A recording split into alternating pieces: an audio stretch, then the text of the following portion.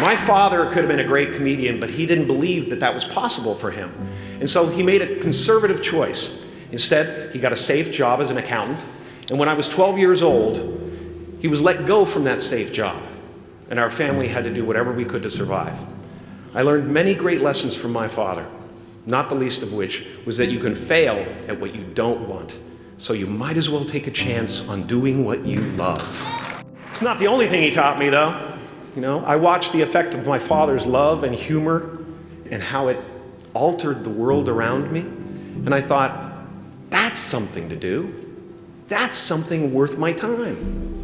It wasn't long before I started acting up. You know, people would come over to the house and they'd be greeted by a 7-year-old throwing himself down a large flight of stairs. They would say, "What happened?" And I would say, "I don't know. Let's check the replay." I'd go back to the top of the stairs and come back down in slow motion.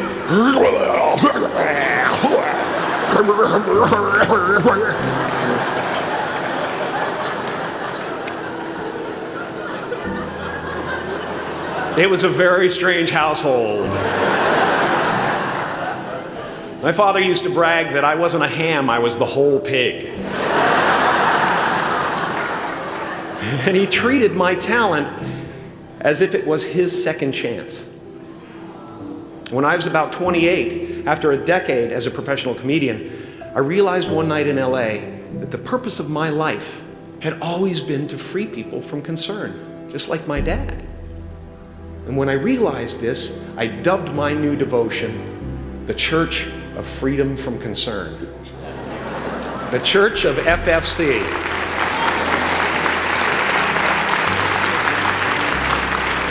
And I dedicated myself to that ministry. What's yours? How will you serve the world? What do they need that your talent can provide? That's all you have to figure out.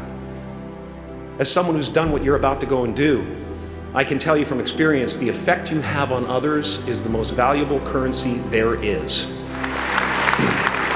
Because everything you gain in life will rot and fall apart, and all that will be left of you is what was in your heart. My choosing to free people from concern got me to the top of a mountain. Look where I am. Look what I get to do. Everywhere I go. I'm going to get emotional because when I tap into this, it really is extraordinary to me. I did something that made people present their best selves to me wherever I go. I've often said that I wished people could realize all their dreams and wealth and fame, and so that they could see that it's not where you're going to find your sense of completion. Like many of you, I was concerned about going out into the world and doing something bigger than myself, until someone smarter than myself made me realize that there is nothing bigger than myself. Because life doesn't happen to you, it happens for you. How do I know this? I don't, but I'm making sound, and that's the important thing. That's what I'm here to do. Sometimes I think that's the only thing that's important, really, you know? It's just letting each other know we're here, reminding each other that we're part of a larger self. Your job is not to figure out how it's going to happen for you, but to open the door in your head, and when the door opens in real life, just walk through it. And don't worry if you miss your cue, because there's always doors opening. They keep opening. And when I say life doesn't happen to you, it happens for you, I really don't know if that's true. I'm just making a conscious choice to perceive challenges as something beneficial so that I can deal with them in the most productive way. You'll come up with your own style. That's part of the fun. Oh, and why not take a chance on faith as well? Not religion, but faith. Not hope, but faith. I don't believe in hope. Hope is a beggar. Hope walks through the fire and faith leaps over it.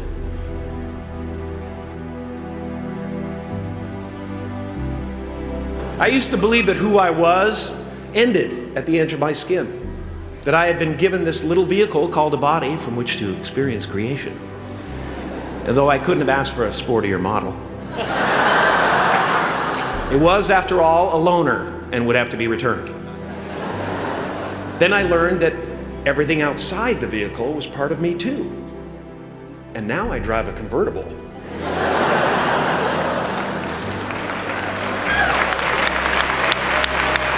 Yeah, man. Top down, wind in my hair. Woo! I am elated and truly excited to be present and fully connected to you at this important moment in your journey. I hope you're ready to open the roof and take it all in. You are the vanguard of knowledge and consciousness, a new wave in a vast ocean of possibilities. On the other side of that door, there's a world starving for new ideas, new leadership. I've been out there for 30 years. She's a wildcat. Oh, she'll rub up against your leg and purr until you pick her up and start petting her, and then out of nowhere, she'll swat you in the face. It can be rough out there, but that's okay, because there's soft serve ice cream with sprinkles. I guess that's what I'm really trying to say here today. Sometimes it's okay to eat your feelings. Now, fear is going to be a player in your life, but you get to decide how much. You can spend your whole life imagining ghosts, worrying about the pathway to the future, but all there will ever be is what's happening here, and the decisions we make in this moment, which are based in either love or fear. So many of us choose our path out of fear disguised as practicality. What we really want seems impossibly out of reach and ridiculous to expect, so we never dare to ask the universe for it. I'm saying I'm the proof that you can ask the universe for it. Please.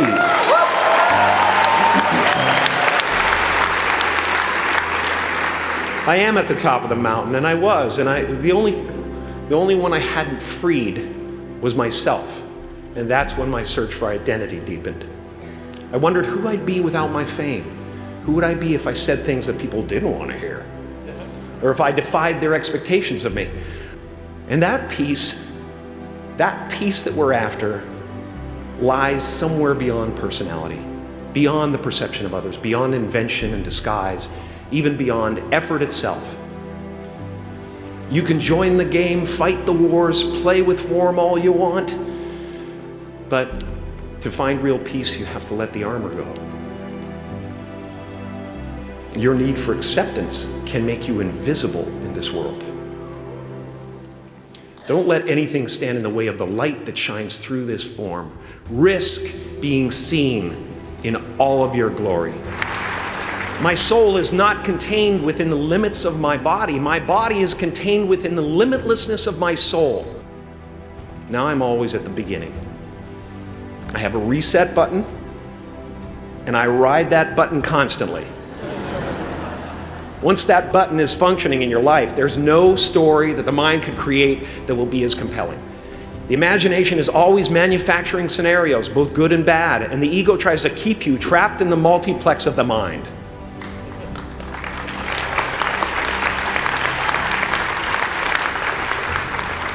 Our eyes are not viewers, they're also projectors that are running a second story over the picture that we see in front of us all the time. Fear is writing that script, and the working title is, I'll Never Be Enough. I had a substitute teacher from Ireland in the 2nd grade that told my class during morning prayer that when she wants something, anything at all, she prays for it and promises something in return, and she always gets what she wants. Well, I'm sitting at the back of the classroom, thinking, wow, my family can't afford a bike, So I went home and I prayed for one. And I promised I would recite the rosary every night in exchange. Broke that promise. But 2 weeks later, I got home from school to find a brand new Mustang bike with a banana seat and Easy Rider handlebars. Yeah. From fool to cool. My family informed me that I had won the bike in a raffle that a friend of mine had entered my name in without my knowledge whatsoever. So that type of thing has been happening to me ever since. And as far as I can tell, it's just about letting the universe know what you want, and working toward it while letting go of how it comes to pass. No matter what you gain, ego will not let you rest. It will tell you that you cannot stop until you've left an indelible mark on the earth, until you've achieved immortality. How tricky is this ego that it would tempt us with the promise of something we already possess? Relax and dream up a good life.